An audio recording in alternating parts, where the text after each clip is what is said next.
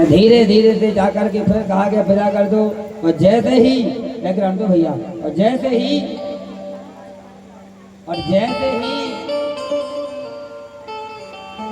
सुदामा जी ने कही भैया कि अब हमें घर जाना है। तो जैसे ही फिर सुदामा जी को भगवान ने विदा किया, और जैसे ही विदा करने लगे तो भगवान ने कहा भैया रुको रुको रुको रुको। बोले अभी हम कुछ भूल गए। बोले क्या?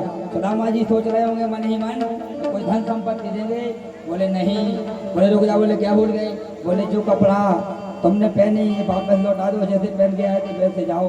सुदामा जी का बताओ कपड़े भी सजनों, लेकिन भगवान का यह भाव था कि ये बेचारे भोले वक्त हैं। पहले के समय में गाड़ी वाहन चलते नहीं थे, लोग पैदल जाते थे। और कहीं आभूषण डाकू वगैरह ना चुरा लें और हमारे भक्त के जीवन में संकट आ जाए। तो सजनों भगवान ने कहा कपड़े उतार दो। और जैसे ही सुदामा जी अपने नगर पहुंचे तो वहां देखा कि नगर तो गोल बहुत सुंदर महल बन गए हैं। और महल बने देखे तो पूछा कि भैया यहाँ पर हमारी ये टूटी फूटी टपरिया थी कहाँ गई? बोले कौन सी टूटी टपरिया? बोले भगवान यहाँ से, ये तो हमारे सुदामा सेठ जी का महल है। अब सुदामा जी का दिमाग खराब। तो बताओ कहीं ऐसा तो नहीं कि हमारी पत्नी ने घर भेज दिया हो और कोई सुदामा सेठ को भेज दिया हो? बोले कहाँ गए हैं? बोले कहाँ गए तुम्हारे सुदामा सेठ, उनसे मिलना है। बोले हमारे सुदामा सेठ तो द्वारिकापुरी गए हैं। अब उस सुदामा जी ने सोचा हो सकता है कोई बिजनेस करने गए हों। बोले नहीं।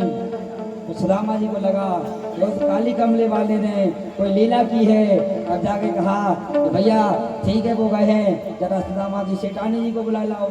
और जैसे ही सेठानी जी को बुलाया तो बस सुशीला जी तो जानती थी, पूजन की थाली लेकर के आ गई। और देखा, बोले अरे भैया सुशीला ये क्या हुआ?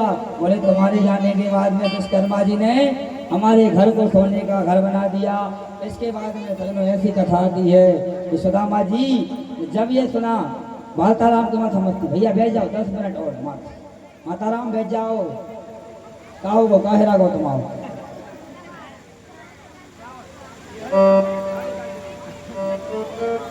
उठा लो उठा लो उठा लो, बताने हुई माताराम बैठ जाओ। हेलो चावल कितने मिल रहे थे? चावल पन्नी भर थे। एक तो कहा है तुम घूंघट डाले तो यहाँ नहीं बहू हो।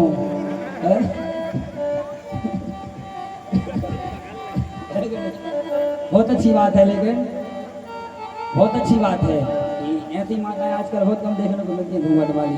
और यही हमारी वास्तविक प्रथा है। हम आपका बहुत बहुत सम्मान करना चाहते हैं क्योंकि घूंघट हमारी माताओं का सम्मान है। लेकिन आज के समय में ऐसे बस क्या है, देखो कहने को तो बहुत सारी बातें हैं, पर हमने जीवन में संकल्प लिया है कि जब तक जिएंगे व्यास मंच की गरिमा को नहीं भूलेंगे। इसलिए हम ज़्यादा अनंत गलत बातें नहीं करते हैं। ना कहने को तो बहुत कुछ है, लेकिन हमने जीवन में अपने गुरु और अपने पिता से सीखा, भले हमारी कथा हो या ना हो, हमें इससे कोई मतलब नहीं, पर हम सुनाएंगे तो भगवान की कथा ही। आपने सुना, हम सुनाते हैं, हम आगे बातें नहीं सुनाते।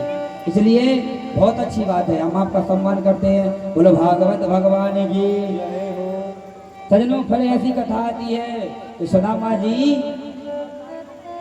महल के अंदर नहीं गए।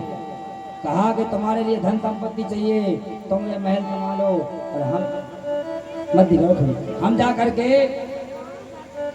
जा करके अब भगवान का भजन करेंगे। बोलो भक्त वत्सल भगवान की। इस तरह सुदामा जी की लीला सुखदेव जी वर्णन करते हैं। आगे चल के सजनों यदुवंशियों के संहार की कथा आती है।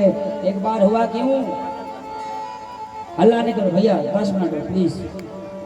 आगे चल करके ऐसा हुआ कि यदुवंशी भगवान का जब विवाह हुआ तो उनका परिवार हुआ, और परिवार हुआ तो उनके इतनी बड़ा उनका परिवार हो गया।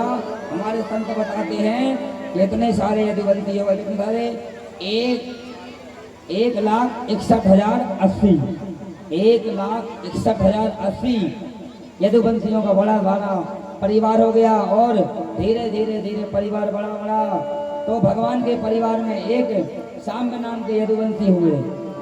उनने क्या किया कि बहुत सारे संत लोग, बाबा लोग भजन कर रहे थे, और सांब ने सोचा कि अरे ये बाबा बेचारे फक्कड़ लोगों को चूतिया बनाते हैं और लोगों को लूटते हैं, जानते मानते कुछ नहीं है, जानते जानते कुछ नहीं है, लोगों के लिए लूट रहे हैं। तो क्या किया उनने, क्या किया सामने कि एक तकिया पेट में रखा और पेट में रख करके संतों के पास गए और बहुत सारे कहे भैया हल्ला क्या हो रहा, क्या कारण है आप, क्या हो रहा हल्ला?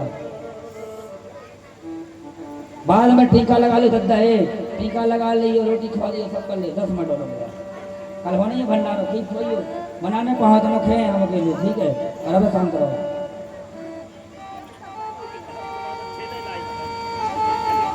सजनों धीरे धीरे गाओ, आप पूछो धीरे धीरे धीरे